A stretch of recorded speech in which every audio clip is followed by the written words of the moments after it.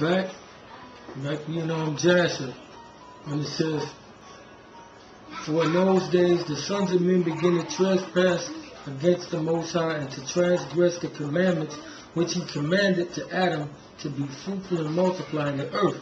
And some of the sons of men caused their wives to drink a draught that would render them barren, and in order that they might retain their figures, and whereby their beautiful appearance might not fade.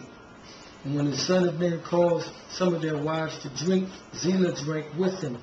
And the childbearing women appeared abominable in the sight of their husbands as widows, whilst their husbands lived, for to the barren ones only they were attached." So, you participating in this, anything to stop being fruitful and multiply. Condoms, birth control, these shots, all this stuff they're doing, you are a part of this not being fruitful and multiply. Margaret Sanger has done her job. So that's what this is getting at.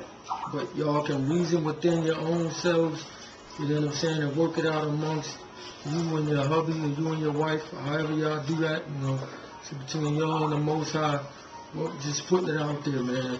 It's black genocide, so be fruitful and multiply. With that, again, your boy Quad, over and out. Shalom.